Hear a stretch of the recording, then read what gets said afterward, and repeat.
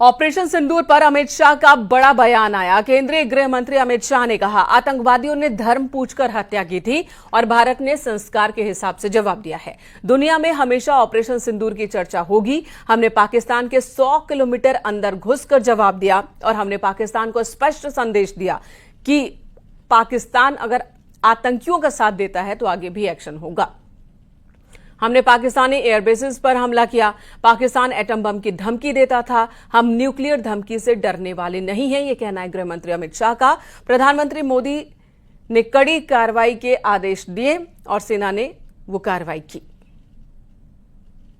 पूरा दुनिया के लोग जब इसका एनालिसिस कर रहे हैं, भारत की सेना के सामर्थ्य को आश्चर्यचकित और आनंदित होकर देख रहे हैं।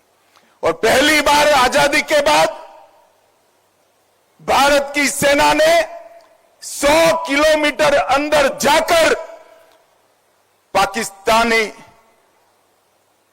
कैंप्स, आतंकवादियों के कैंप्स को ध्वस्त करने का काम किया।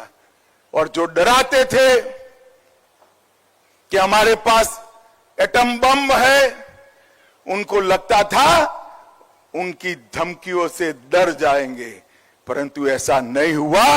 हमारे वायुसेना, थल सेना, जल सेना, तीनों सेनाओं ने ईंट का जवाब पत्थर से देने का काम किया। और ऑपरेशन सिंदूर को लेकर बीजेपी की ओर से निकाली जा रही तिरंगा यात्रा पर अखिलेश यादव ने सवाल उठाए हैं। अखिलेश यादव ने कहा कि जीत का जश्न होना चाहिए, सीज फायर का नहीं। जश्न जीत का होना चाहिए, सीज का नहीं।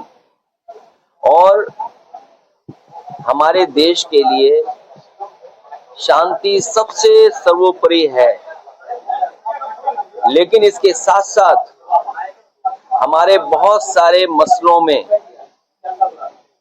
दूसरे देश इंटरफेयर न करें, वही हमारे संविधान और हमारे लोकतंत्र की सबसे बड़ी पहचान रही है। सर्वप्रभुता हमारी, सॉवरेनिटी हमारी सबसे पहली पहचान रही है। जहां हम शांति प्रिय देश हैं, वही हमारे देश की सॉवरेनिटी के बारे में भी देश उतना ही चिंतित है जितना हम समय समय पर शांति के लिए चिंतित रहे हैं। हापुड़ से खबर, जहां मोनाड यूनिवर्सिटी हापुड़ में एसटीएफ ने छापेमारी की और रेड के दौरान भारी संख्या में फर्जी डिग्री और तमाम दूसरे दस्तावेज बरामद हुए हैं। यूनिवर्सिटी के चेयरपर्सन विजेंद्र सिंह हुड्डा समेत 1 दर्जन आरोपी हिरासत में लिए गए। एसटीएफ अब आरोपियों से पूछताछ कर रही है।